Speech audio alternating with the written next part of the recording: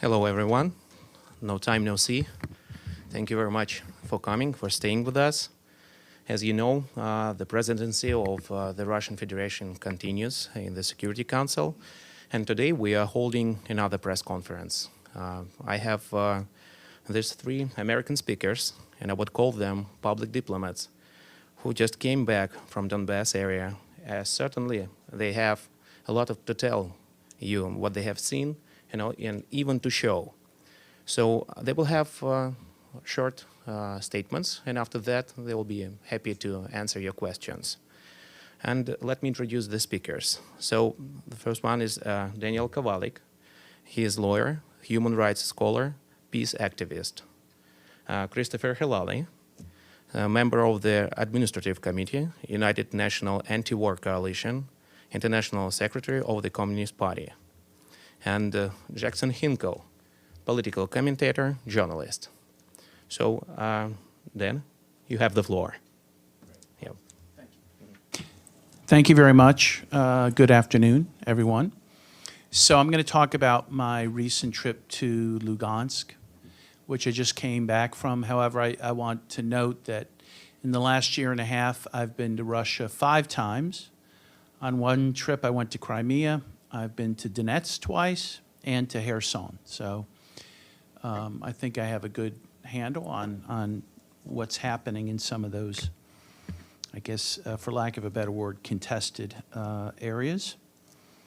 But as I said, we just got back from Lugansk, and I think it's important to note that we were hosted both inside Russia, mainland Russia, and Lugansk by the Union of Political Immigrants and Political Prisoners of Ukraine.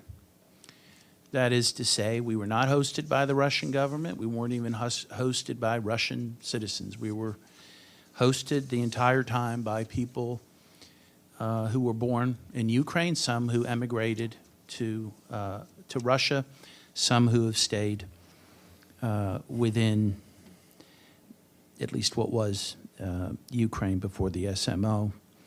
Our main individual who showed us around in Lugansk is a guy named Alexei.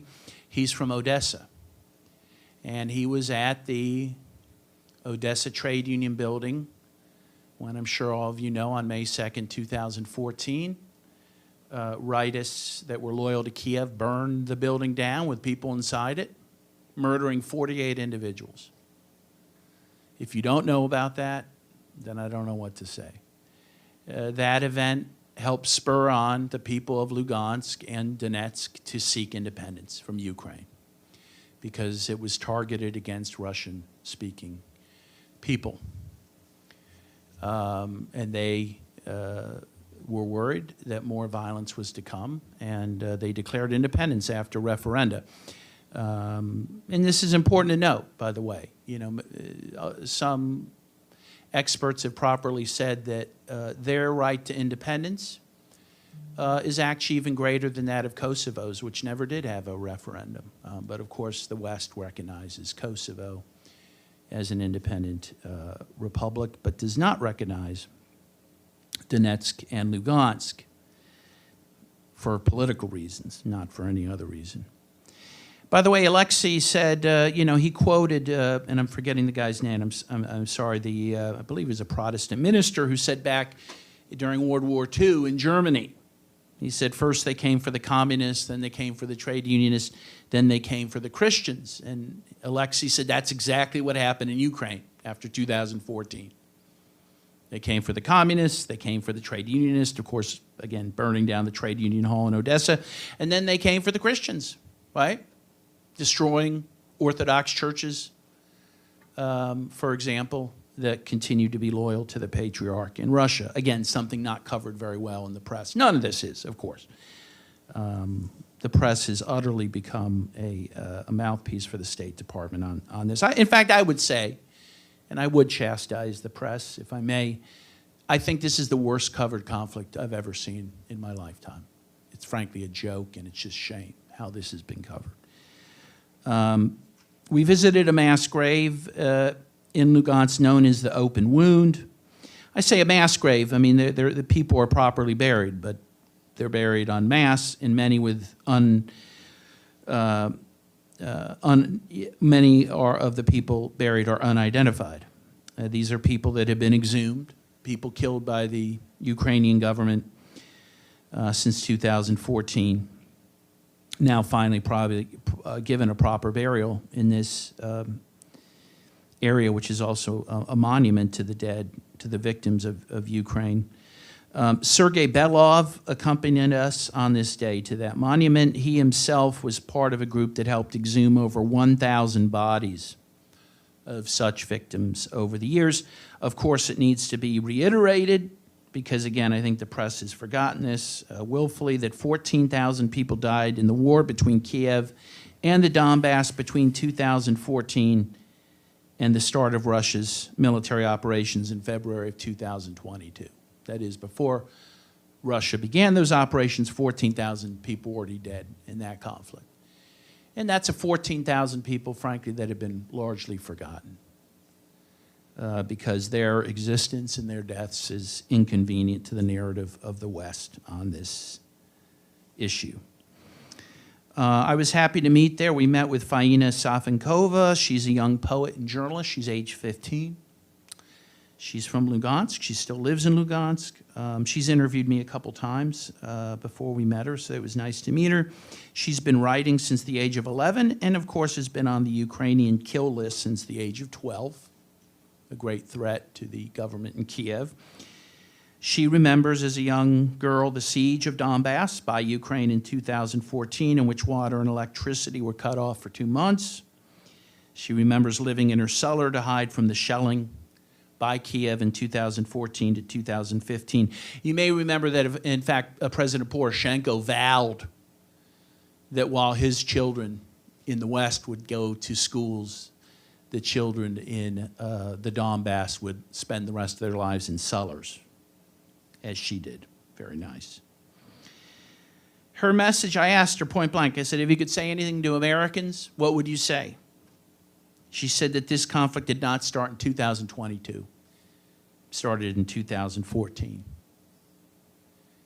And another inconvenient fact, and she speaks for many people, she welcomed the SMO. She welcomed Russia's intervention in 2022. Wish it had started sooner to protect the people, those 14,000 people who were killed up to that point.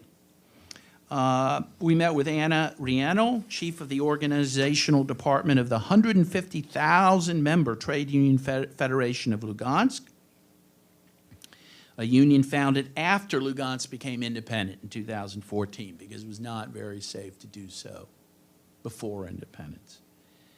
She also said she welcomed Russia's special military operations for the same reason, because she specifically said it was necessary to prevent an imminent invasion which Ukraine was preparing, in which at least some say was 2 or 3 days away by the time the SMO began. And I actually have a couple of nice props for you. I would refer you to this book by a guy named Jacques Baud. I hope I'm pronouncing his name correctly. He's from Switzerland. He was a Swiss intelligence officer from the West. And he verifies that that is true, that Ukraine was mounting forces on the border of the Donbass before the special military operations began, preparing for an invasion.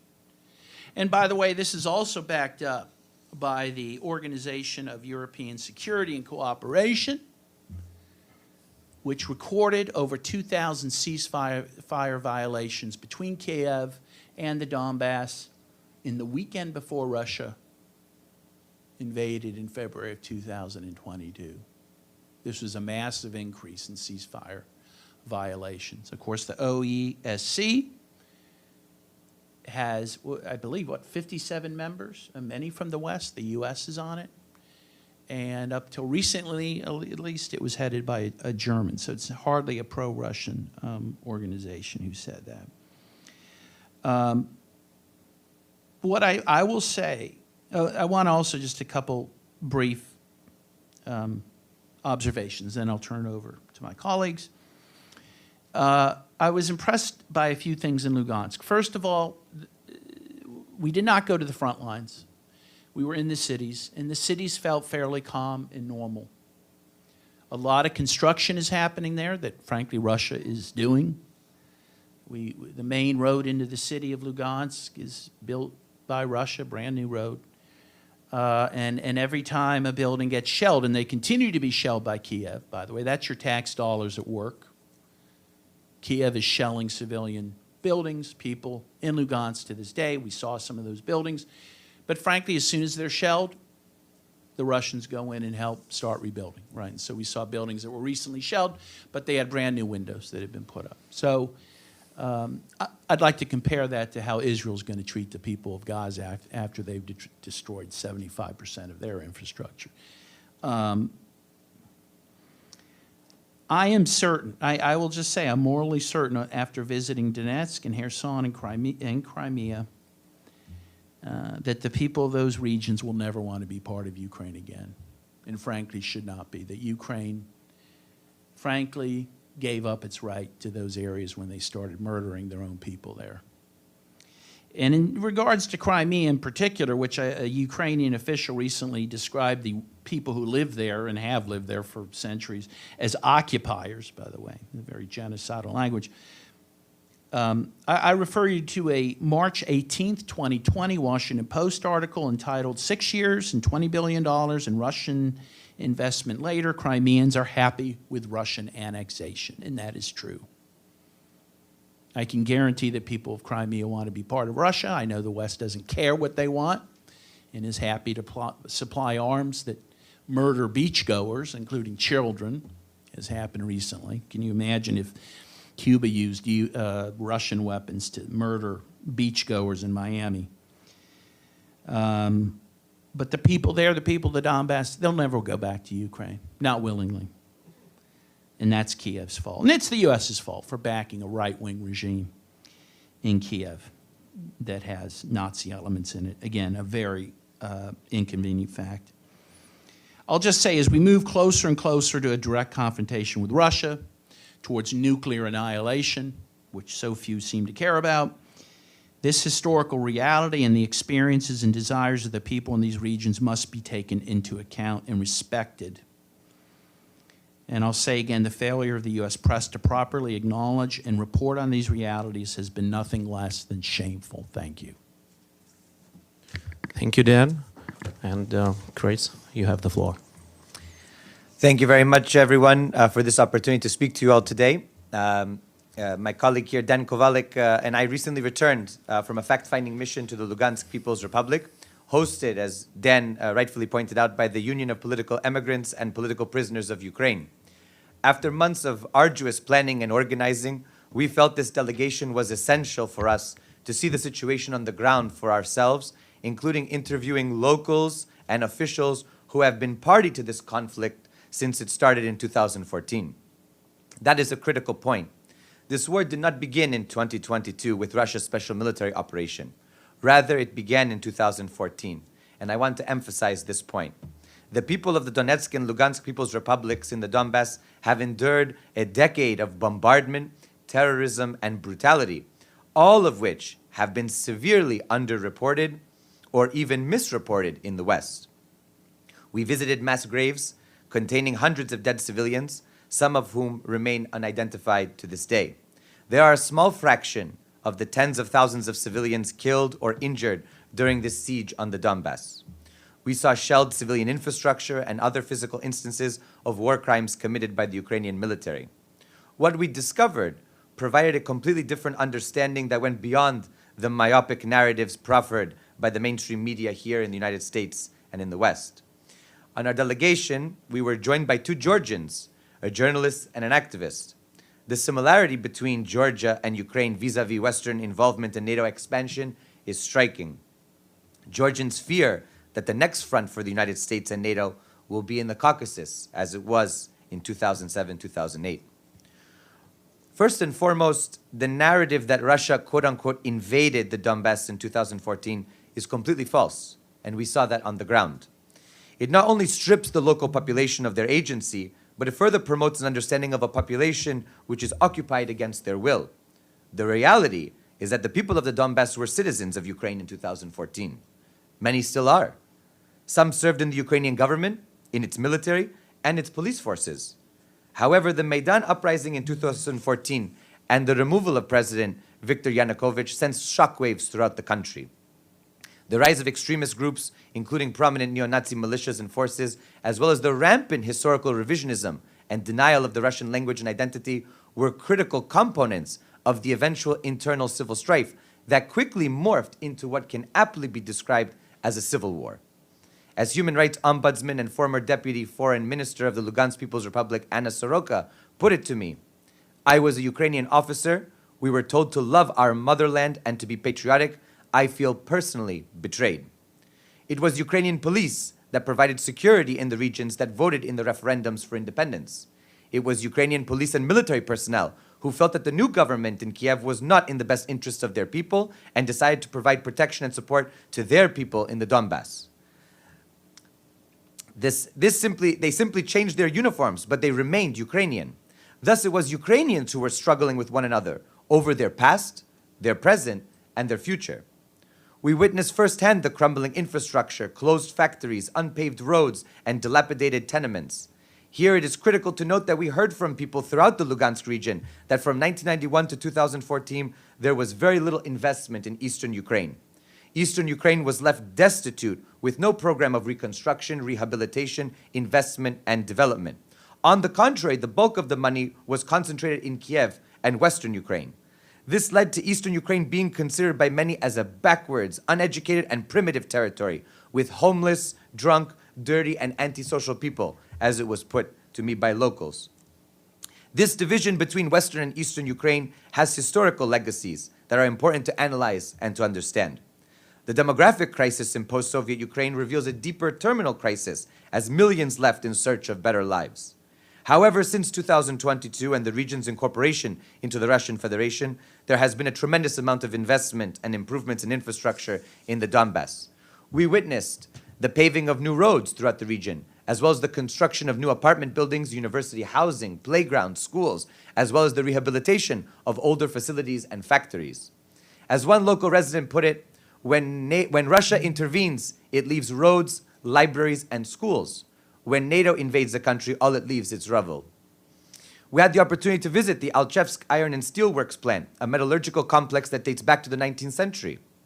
During the Soviet Union, the factory employed upwards of 60,000 people, one of the largest plants of its kind in Europe. Under the Ukrainian government, the factory was privatized, outsourcing its management and operations. By 2010, the plant had only 7,000 workers. This economic upheaval, we were told by local residents, led to the murder of 2 directors of the plant as a result of the privatization efforts and the resistance to them by the local population.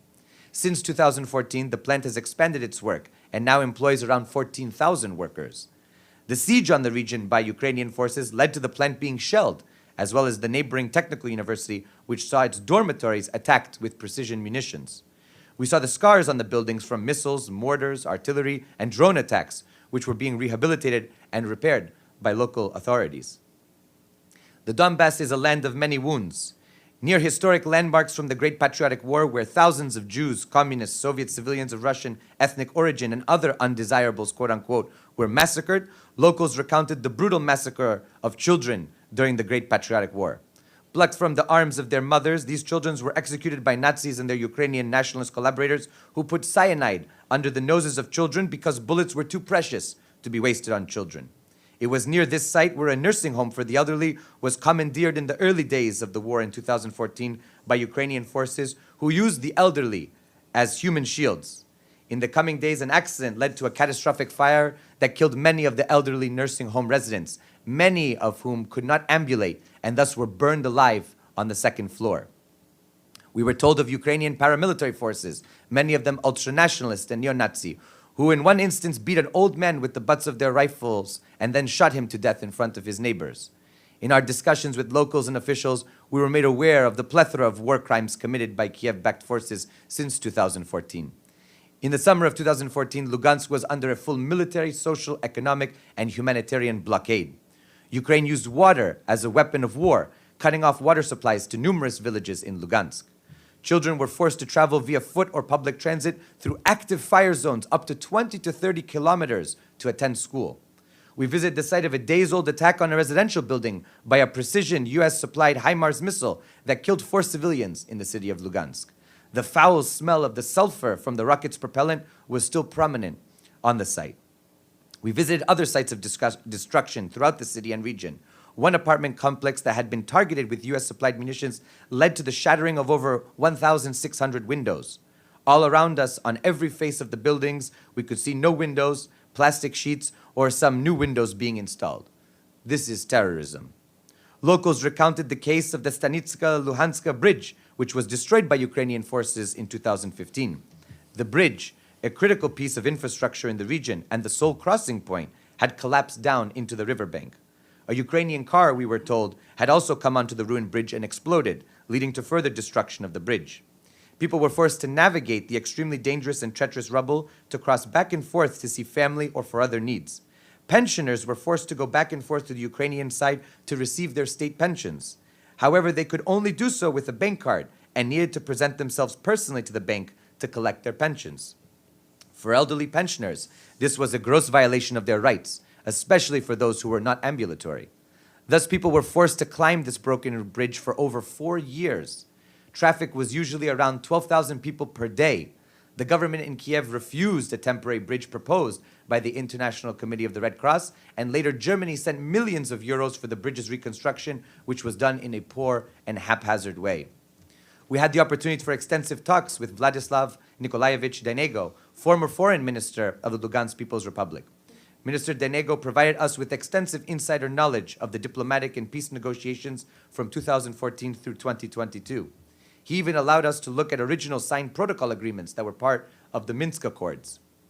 In our discussions, it became abundantly clear that the chaotic situation within the Ukrainian government post-2014 led to the further erosion of trust and cooperation between the people of the Donbass and the Kiev regime. Many agreements that were reached were not enacted, enforced, or positions were changed overnight.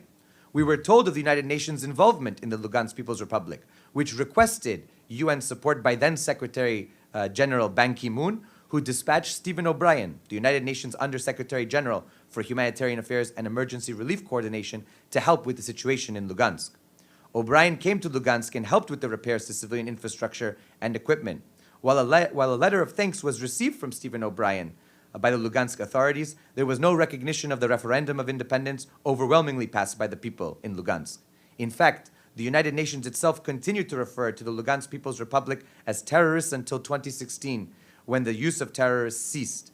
It is clear for everyone to see that the people of Lugansk are not terrorists. The people of the Donbass have been at war for 10 years. 10 years of trauma, an entire generation has lived through this war. Yet the resilience and tenacity of the people is remarkable. Under these dire conditions, life continues and people seek to enjoy their lives. Yet the danger of an all-out war between the United States and its NATO allies and Russia remains. Many locals we met were resentful of Russia for not recognizing the Lugansk and Donetsk People's Republics for 8 years, leaving them in a permanent state of limbo.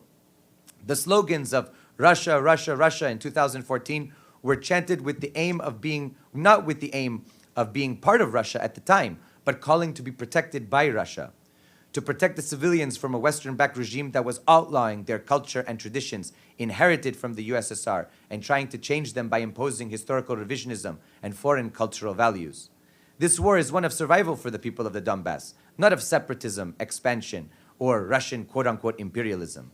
Since early 2014, the people of the Donbass have called on the Ukrainian government to agree to protect, as one local put it, our rights, our language, our history, and our heroes. Our friend Alexei Albu, a Ukrainian activist from Odessa, who was severely injured in the trade union building massacre in Odessa in 2014, revealed many crimes committed against friends, family, and comrades by the Ukrainian regime and the various fascist forces and militias. He showed one video where Ukrainian armored personnel carriers were running over unarmed people in the streets. These crimes must be answered for. They must take into account this evidence that we have amassed. The people of the Donbass knew a war was coming in 2014. Locals recounted their fear of a war that would split the society. People were disoriented as they recounted. One thing they are not is separatists. They never indicated such a thing. The people of the Donbass want to live in peace and to have their rights respected. When I asked them if they ever wanted to be part of Ukraine again, every single person I spoke to emphatically said no. It is clear that the people of Lugansk have spoken, Any further peace agreement must begin from that point. Thank you. Thank you, Chris. And now, last but not the least, Jackson, please, you have the floor. Greetings, everybody. Thank you so much for having us here today. I want to share my experiences from my recent trip to the newly liberated territories of the Russian Federation in the Donbass. My journey took me to Mariupol, Tokmak, Berdyansk, Melitopol, and the Zaporozhye nuclear power plant over my 7-day trip, providing me with firsthand insight that starkly contradicts the lies and the narratives that have been propagated by the mainstream media and the Western political elite here. The following 3 points that I have laid out here are based on my observations, and they reveal a very different reality to what is promoted here in the West. Number 1, Ukraine is not seeking an end to this conflict, but is instead trying to escalate it in an unthinkably dangerous manner. Number 2, the people of the Donbass do not want to remain under Ukrainian control, but instead hold a great admiration for the Russian Federation and for President Putin. Number 3, Ukraine is not defeating Russia, but is instead using its Western support to carry out horrifying acts of terrorism against the people of the Donbass that they claim they want to save. So first, let's talk about Mariupol. It's the first place I went. During the hour-long drive into Mariupol, which we made very late in the night, I saw over 1,000 construction vehicles on the highway into the city. And that's not me being hyperbolic, it's true. I've never seen anything like that in my life. Construction teams are working diligently to rebuild not just the areas that have been destroyed by the war, but the areas that have been neglected for years and years and years by previous Ukrainian governments. In Mariupol itself, in the city, the work of these construction teams was all the more evident. There are new schools, beautiful parks, gyms, theaters, stores, hotels, and thousands of homes that have been given free to the victims of the conflict in Mariupol and for the surrounding areas. Residents expressed their gratitude for a government that is proactive and committed to responding to their needs. Mariupol residents also proudly shared with me the remarkable efficiency of these construction crews. I talked to one little girl, 14 years old, at a park that I visited in Mariupol, and she told me that the construction teams that Russia sends in can build 2 blocks of infrastructure within 1 to 2 weeks. And I told her how amazing that was, because in America it takes years to get a permit to build at least 1 road. But that was the truth. That's what was really going on, and it was incredible. The massive reconstruction effort essentially shows a nation that is actually committed to rebuilding and supporting its people, which is something that we have long abandoned in this country with our government. Next was my visit to Tokmak. This was located about 15 kilometers from the front line, and this was a very stark revelation for me. Contrary to the claims that Ukraine seeks to save the people of the Donbass from Russian invaders, the truth was far different. The truth was that I witnessed a horrifying campaign of terrorism against innocent civilians living in this city of Tokmak. The first site that we encountered in Tokmak was a massive crater from a missile that had exploded just a few feet from a kindergarten playground, just 2 months before I'd arrived. The windows of the kindergarten were completely shattered, and there was glass all across the schoolyard. In addition to that, we also went on and moved 1 street over, where we saw a civilian building that was hit by a U.S. ATACMS missile. This was nothing new for the people there, because just the street over, we saw another building that had been hit by a U.S.-supplied ATACMS missile 2 weeks after. And there were 2 civilians that were killed in this attack. Several others were injured. I had the opportunity to climb all the way up to the top of that second building that was hit by a U.S. missile. And there was a few of us journalists that went up there. It was very dangerous because the entire roof of the building had collapsed. But what shocked me the most was in the building, I didn't see Russian military supplies. I didn't see guns. I didn't see Kalashnikovs or anything like that. I saw school supplies. I saw children's toys. And I saw everyday household items.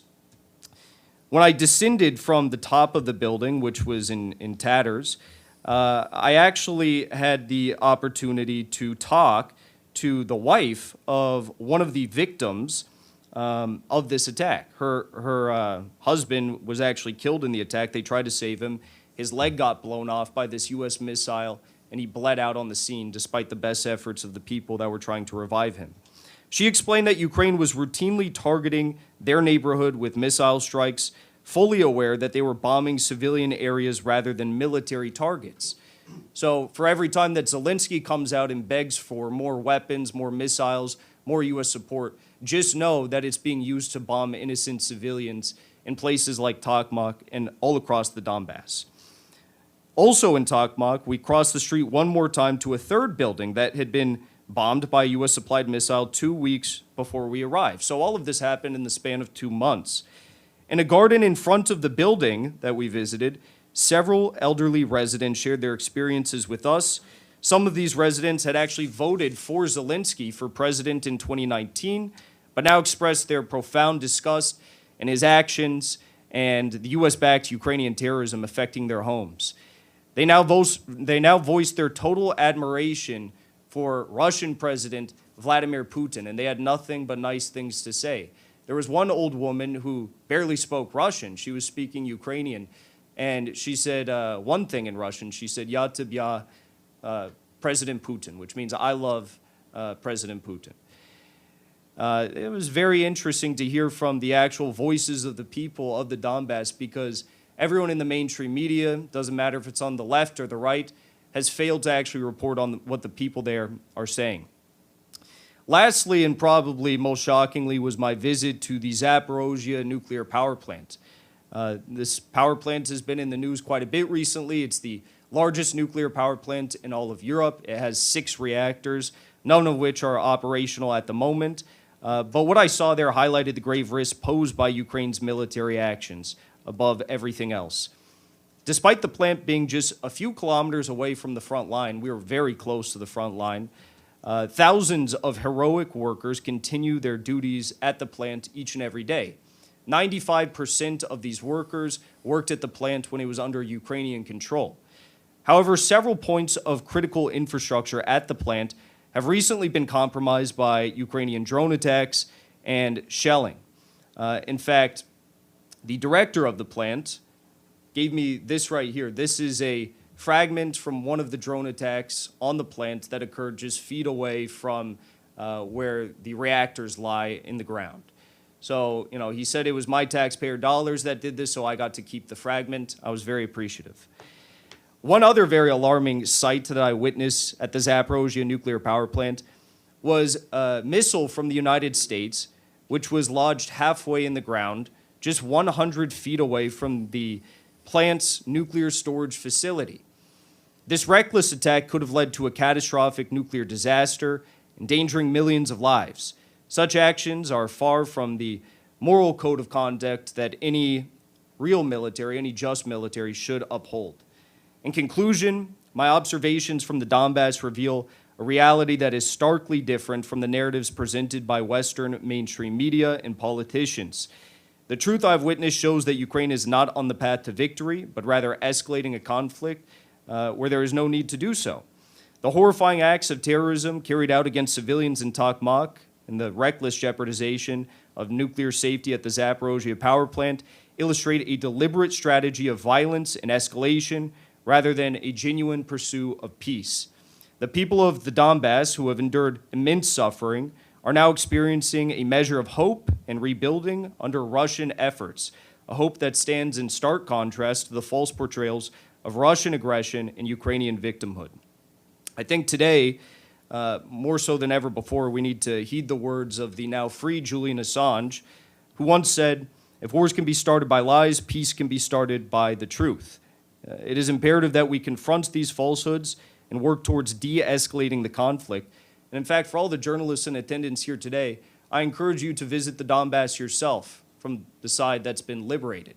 CNN has indicated that they want to come out with me on my next visit to the Donbass, so we'll see if they stick to their word. But if any of you want to come out, we can talk. Most importantly, we must commit ourselves to reporting the truth, shining a light on the innocent civilians caught in the crossfire, and seeking a path to genuine peace. Only through truth and transparency can we hope to resolve this conflict and prevent the devastating possibility of a global catastrophe. Thank you. Jackson, thank you for your speech. Thank you, gentlemen. So if we have any questions, please raise your hand, and so go ahead, please. Maybe, yeah, so.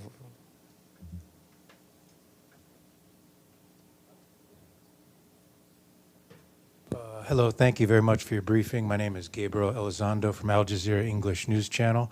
I just wanted to get your guys' thoughts on, you spoke about a lot of what you saw and who you spoke to, and I was just curious, did you take video, or are you going to be publishing some of this so it can be disseminated to a broader audience? And then also another question was, we've heard some talk about some unexploded ordnance in the Donbass region. Were you able to confirm any of that or get any more information on that, either where you were or closer to the front lines from any of the people that you spoke to? Thank you very much. Yes. Thank you. First of all, as for myself, I've already been publishing photos and videos on my Twitter account at Daniel M. Kovalik, so I urge you to check that out. I'll continue to post materials that we gathered on the trip. In terms of unexploded ordnance, that was not an issue that came up in Lugansk. However, we did meet with Eva Bartlett, who's a journalist who was in Mariupol and Donetsk, and she said there was a lot there, and in fact, more than on other trips. And she herself was very nervous to walk around because there was not just unexploded ordnance, but there were these pedal mines that presumably Ukrainians have put down, which are very small, in which people can step on and lose a limb, maybe be killed as well. And she actually saw some of those on her last trip there. So, thank you. Vladimir, okay, if you like, yeah. My name is Volodymyr Ichenko, National News Agency of Ukraine, Ukrinform. Thank you very much, gentlemen, for this clown show you've just put on. But my question is quite serious. Are you aware that according to the UN General Assembly resolutions, Donetsk, Luhansk regions and the Autonomous Republic of Crimea are temporarily occupied territories of Ukraine? And are you aware of your responsibility for illegally visiting Ukrainian territories and for the lies you spread? Thank you so much. Well, I'll just say we didn't speak any lies, so I'll just dispense with that. In terms of our legal obligations, I think we're free to visit anywhere we want to visit. And by the way, there's no U.S. Prohibition on visiting those areas. I actually, now that I have visited Russia and the new territories, I do get stopped at customs on the way home. And I'm very honest about where I've been, and I've not been told ever that that was inappropriate or a problem. So, Caleb, please. Sure. I'm Caleb Maupin with RT. I was wondering if our speakers could assess the overall mood of the population in the Donbass and where the people are at, despite everything that's been happening. And I was also wondering if they could reflect on any similarities between the Russian people and the American people. So those are my two questions. Thank you.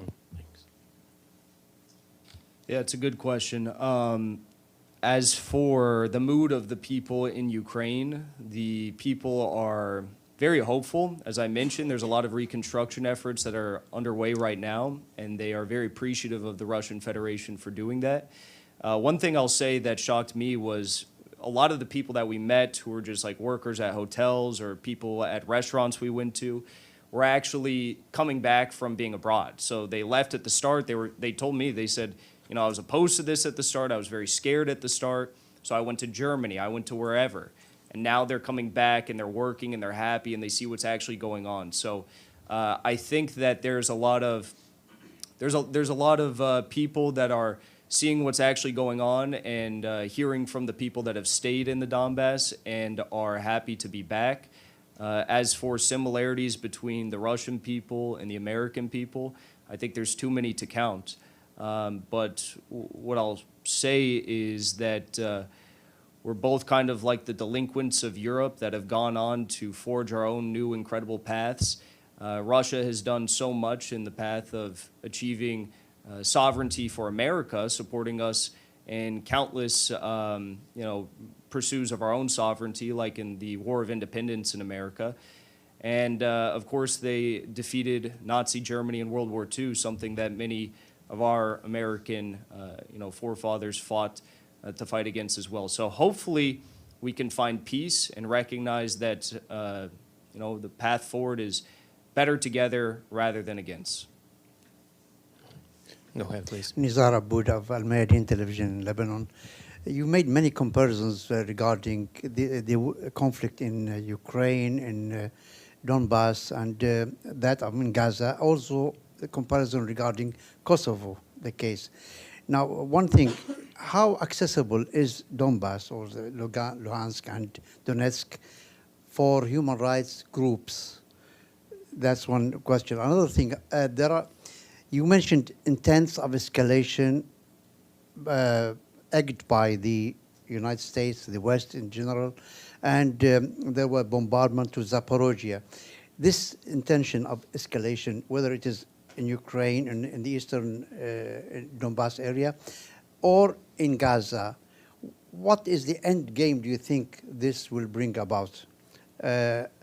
Also, will there be any, do you think, any impartial investigation regarding who was bombarding Zaporozhye? You mentioned that there were traces of, or shrapnels of U.S. weapons, if I am not wrong. Yes. Were any other shrapnels being shown to you from different sources? Sure. In terms of the last point there, after every attack happens, there's a commission that goes out there and collects the shrapnel and the evidence and stores it. So when we spoke with the Human Rights Ombudsman, Anna Soroka, she indicated to me that a lot of this is kept and cataloged for a future tribunal that they hope will happen. Because these are war crimes that are being committed, especially targeting of infrastructure and civilian sites. So they are keeping an extensive record. They had photographs, they had displays with a lot of this stuff. They even have captured equipment that we were able to see, both in the Donbass as well as in Russia itself. So there's no doubt that these munitions are being used. Of course, if they're being shipped there, they're being used. They're not just being, stored there. On the other point of the comparison, I think first and foremost, it's very important that we see the situation in the Donbass as connected with that in Gaza and in the wider region. We see these as the remnants of a U.S. hegemonic system that is in decline. We see, of course, people yearning for their freedom and their liberation. Palestinians yearning for statehood, for recognition, for their self-determination, as well as the people in the Donbass and in Crimea who have advocated for that. But of course, there are tremendous crimes being committed by the U.S., by its allies, its regional proxies like Israel, and of course its regional proxies, in this case, Ukraine. We were made aware of so many. There are so many to list. I mean, you could write books and books of the crimes that have been committed. And I hope that our delegation is but one small point on a much larger delegations, like you've mentioned. Human rights observers are there. That we spoke with the Human Rights Ombudsman. UN has been there. Other groups have been there. Of course, to go there, you have to have an open mind to a different perspective. One thing that was very clear to us is that other groups have come there with their own agenda and have made it very difficult because they have a completely different narrative and they want to force that on the ground. But of course, they're very open to us. They accepted us with open arms. And of course, Dan rightfully noted to me, we don't get the red carpet treatment when we go there. We are academics, journalists, scholars, and we also get stopped at the border in Russia. We also have our phones checked. We are not given any sort of preferential treatment. we are treated just as anyone else who is going to a war zone, because this area is a zone that is under active military, seeing active military combat. So I think it's very important to draw the parallels, but of course to differentiate us. We are not, we're not stooges. We are scholars in our own right. Dan is a very distinguished human rights lawyer, labor lawyer, and activist. So to make that claim, I think, is disingenuous, to say the least. But I think the comparisons between Gaza and Ukraine and what's going on in the Donbass are very important. And I think that they reveal something much larger about the global system now, and where we are and where we're headed.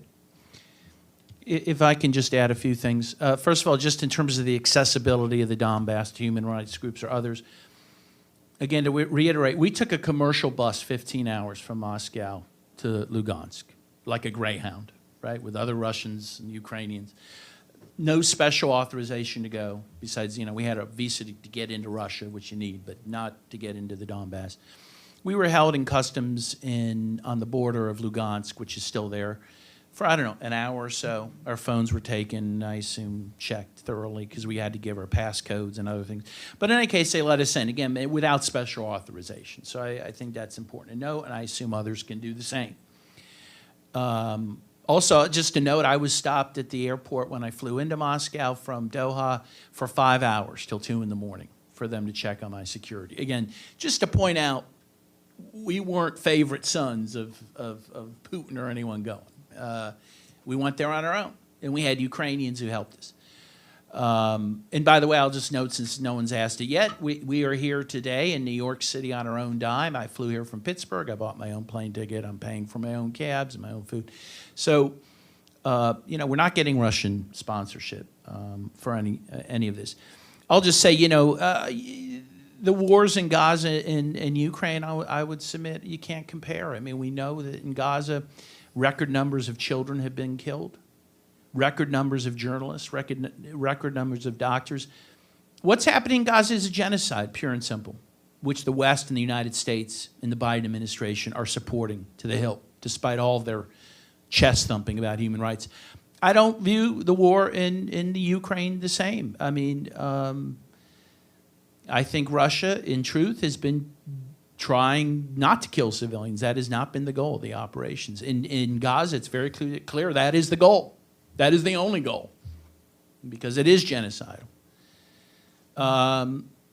In terms of where we're going with all this, I fear we are heading towards World War III. And I think there are people in the White House that want that. And sadly, since World War II, we've always had a president in office, however bad they may be, who thought one of their main duties was to prevent that. Sadly, it's very clear after this debate, we don't have any president who is going to stop anything. The White House has apparently been taken over by neocons who want war. And the fact that, the Biden administration says Ukraine can use Western weapons to attack deep within Russia, that Ukraine has attacked radar systems in Russia designed not for self-defense against a close enemy like Ukraine, but against intercontinental ballistic missiles from the United States, has to make Russia wonder whether the U.S. is preparing for a first strike. This is very dangerous, what's happening, very dangerous. And that the alarm bells are not being sounded, again, in the press, it's just shocking to me. I'll just say, like a year or so ago, there was even some bizarre public service announcement here in New York City saying, oh, if there's a nuclear attack, go in the subways. And the woman at the end said, New Yorkers, you got this. I'm sorry, we don't got it. No one's got it. No one should want this. But the irresponsibility of the West on all this is just, to me, shocking. And being aided and abetted, I'm sorry, by the press that should be holding them accountable. By the way, I have a little prop, a little book I was given by the Human Rights Ombudsman about the children killed in the Donbass since 2014, between 2014 and 2021, which is a very sad book, but a very interesting,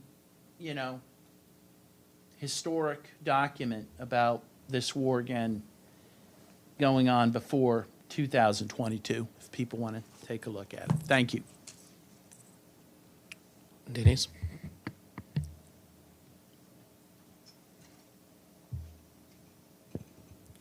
Denis Salov, Russian news agency TASS. Thank you for this briefing. So you had a chance to visit Donbass, to reach out to the people living there. So you actually have first-hand information. So based on this, I'm wondering, what do you consider the best possible ending of the conflict in Ukraine regarding people living there? And when could it happen? Thank you. Yeah, I mean, I think a couple of us said that in the end, I don't think the Donbass in particular or Crimea can go back to Ukraine. I mean, I think Ukraine wants the land, but not the people, at least the current regime has made that clear. And I think ultimately the deal on the table will not include those areas going back to Ukraine. Though we know, by the way, that could have been a deal, right? That in March of 2022, apparently there was a peace deal that Zelensky signed that would have allowed them to keep all their territory, and the U.S. and U.K. intervened to nix that. That's got to be pointed out, how the U.S. probably prevented Ukraine from getting that territory back.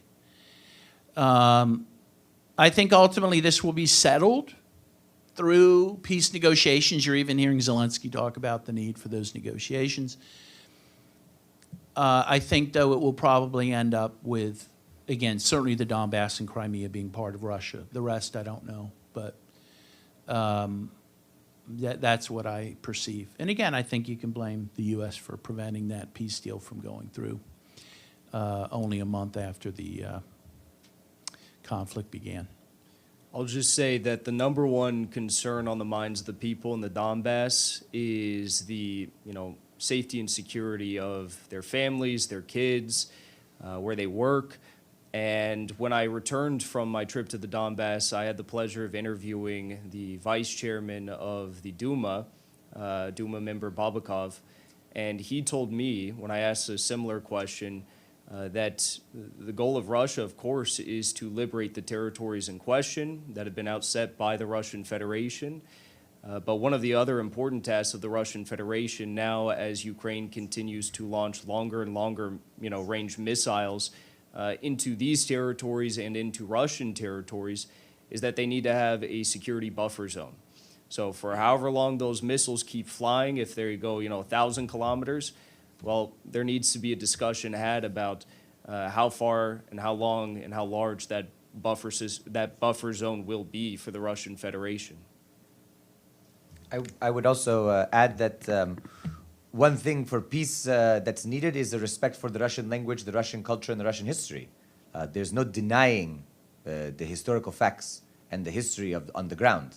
That area was part of the Russian Empire for centuries, that the people share cultural values, that the people lived in one empire or country for so long. There's no denying that. So the denial of the rights towards people who want to speak Russian, who want to maintain Russian culture, who want to honor May 9th and Victory Day during the Great Patriotic War, those need to be respected. I think history needs to be respected. And I really believe that for peace to happen, I think that neo-Nazi, nationalist, ultra-nationalist, and fascist ideology should be prohibited in the country. That should be something that should be prohibited everywhere.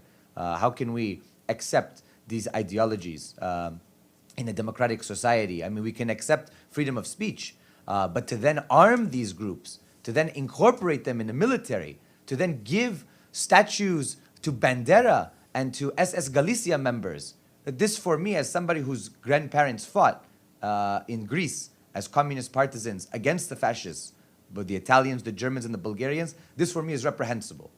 Because we fought to save Jews, we fought to save our people, and we fought to liberate Europe from this scourge. The fact that this is happening in Europe now, in 2024, is reprehensible, is something that must be condemned. So I think any peace must account for these concerns as well, because they are concerns of the population, ultimately. We saw many statues. There's no statues of Lenin, no statues of the Great Patriotic War have been taken down in the Donbass. They have been taken down throughout other parts of Ukraine. This needs to be accounted for, this needs to be discussed, and it needs to be hammered out in any peace agreement. Thank you. Deji, please. Yes, gentlemen, I have a very short question. we know that UN is delivering humanitarian aids in Ukraine, and the RC, the residential coordinator, always said that the delivery of humanitarian aids has always been denied to go to the Russian occupied areas, which means Donbass and Donetsk, and, you know. So, in your visit, according to your assessment, does these places, areas need humanitarian assistance, and will Russia had enough capacity to do that? Thank you. In our investigation, and when we were on the ground, there was tremendous aid and support. I mean, we went into a market and we're so surprised at the variety of things that you could purchase. We didn't see many of the things, at least in Lugansk and in Alchevsk, that might be on the front line. Of course, now that these regions have been incorporated within the Russian Federation is providing for all the material needs for the people. Not only the basic necessities, food, water, but also necessities, education, healthcare, living spaces and quarters, the expansion of infrastructure. So at this point, because from 2014 to 2022, there might have been a greater need. There was much more concern at that time. Since 2022 and the start of the special military operation, as well as the Russian Federation's decision to incorporate these areas after they requested that, then there has been really no real need for outside aid. That aid can be taken care of solely by the Russian Federation, who is doing it phenomenally well in our perspective. And I can tell you, trucks are lined up by the hundreds going into the crossing that we passed.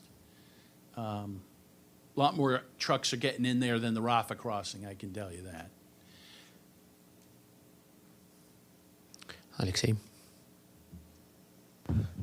Thank you so much for doing this. Got really short question to all of you.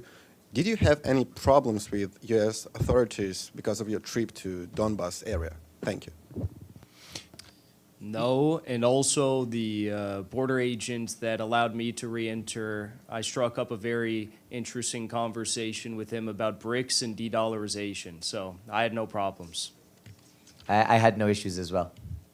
Yes, I have issues. Ever since I went to Russia the first time and the Donbass in December 2022, I'm now stopped nearly every time I come back into the country and interrogated at customs. I had global entry that was revoked without notice or right of appeal. So I would just say that's the issue, that they're always friendly questionings, and I'm always happy to answer whatever questions I have because I have nothing to hide. But I mean, that is a new thing for me after going to the Donbass, that my entry into the U.S. is not easy anymore. So. This was our first time, so ask us the second time, and we'll let you know. We'll update you. Please. Thank you very much, folks. My name is Sinan. I'm with Rudal Media Network, a Kurdish outlet. My question is about the population. Can you please give us a little bit more detail? Like, what's the population there now? How was it before the war and after the war? And if there was a big displacement, where did they go, these people? And the second question is, can you give us a little bit more information about the education? Are the kids able to go to school there? How is it like now? Thank you. Well, so, there's conflict going on. So obviously, most of the towns in these regions have had a decrease in population. I mentioned I visited Berdyansk, which is on the coast. They actually had, I think they had a slight increase in their population because it was away from the front line and a lot of people went there. But also a lot of people, left the territories, left Ukraine. Some went to Russia. I met with the Zaporozhye Youth Ministry, and a lot of those kids had been, supported by the Russian Federation. They had gone there, they had gone schooling, and done whatever they needed to do in Russia, which was something that was misreported in the mainstream press in the West. They reported that Vladimir Putin, the president of Russia, was kidnapping kids from the Donbass. But the fact of the matter is, the people that were kidnapping kids in the Donbass were Ukrainian oligarchs who were ripping them out of orphanages.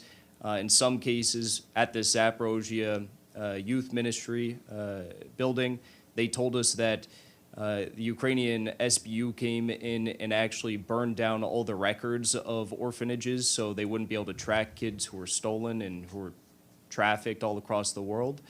So it's there's a lot of answers regarding that, lots of different outcomes for the people there.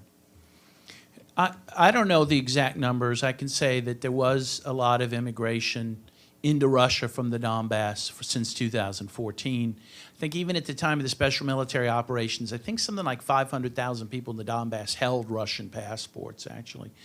And again, the people who hosted us were in Moscow were immigrants from Ukraine, from all over, Kiev, Odessa, the Donbass. So certainly there's been an immigration. Whether some have moved back or not, I really couldn't tell you that. But I'll just a little anecdote. So one time I went to Russia, again, within this about year and a half period, I went through Estonia. I flew into Tallinn and took a bus into Russia. And again, I was held there for about 5 hours. And one thing I noticed was a lot of blue passports from Ukraine, a lot of Ukrainians trying to enter Russia from that area, which again, I just found interesting and of note. I think Russia has, if not the most, certainly the second most Ukrainian immigrants since 2014. I guess Poland claims to have the most, but I think Russia is not far behind on that. We also met with, of course, Faina and other young people that were there, and so schools are working. Of course, it's difficult conditions, as you can imagine, in a war zone, especially in a war zone where the front line isn't only on the front line. There are missiles that are flying, tens or hundreds or even thousands of kilometers in some instances.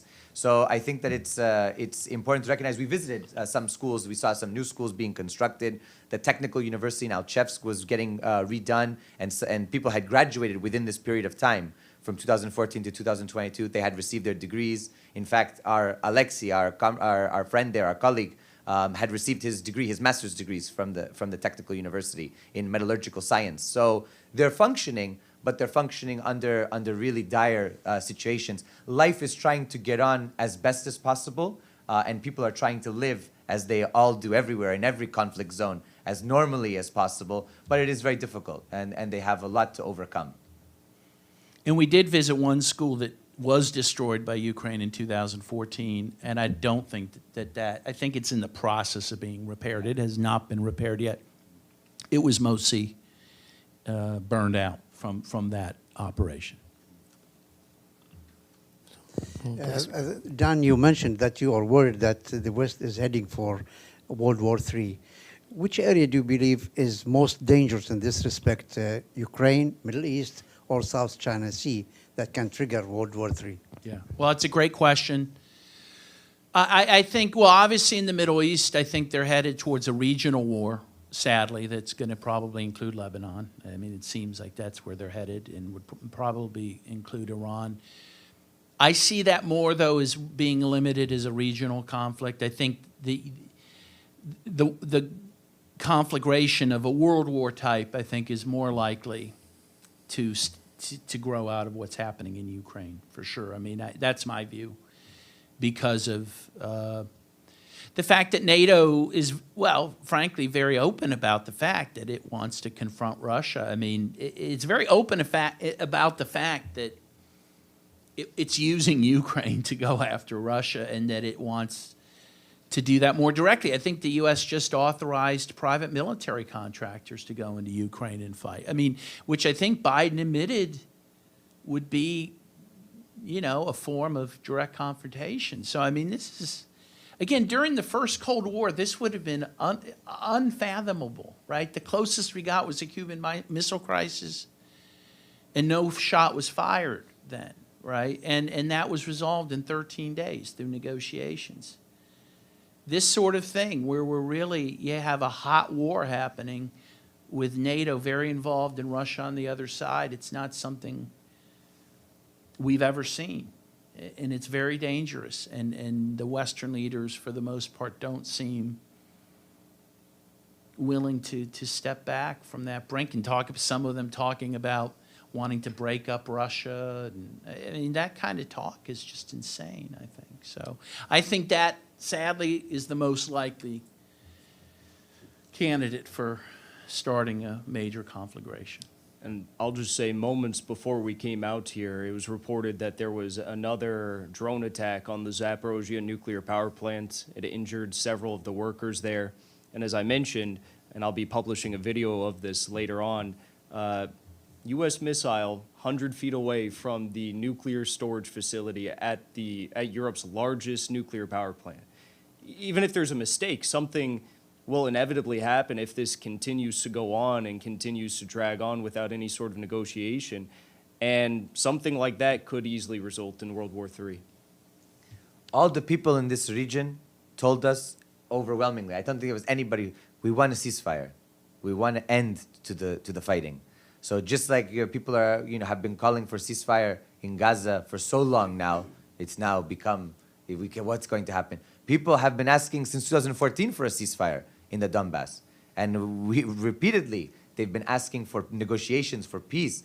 They want to get their lives going on. But 10 years of war, how long is the West going to go with this? How deep are we going to get in it? I have the same fears as Dan and Jackson have about this escalating by willing it to escalate or by accident. Who knows? With so many weapons, with so much there in terms of infrastructure, like the nuclear power facility in Zaporizhia, we're very close. We're very close. It's very concerning to me, being on the ground, seeing all the military equipment, seeing all of the munitions, the air, what was going on. It's a very dangerous situation. We have to take it seriously. Please. Mm-hmm. Thank you very much. Can I just ask a quick follow-up, Jackson? You were talking about your trip many times to Zaporizhia nuclear power plant. It would seem that would be quite complicated to just walk into a nuclear power plant. Who helped you organize that? And were you able to walk freely and talk to people freely? And then also, who, from your assessment, who is providing security there right now? And it's my understanding all 6 nuclear reactors have been shut down. But nevertheless, it seems like it would be quite complicated to get there and get permissions to get inside. So if you can just give a little more detail on that, I appreciate it. Thank you.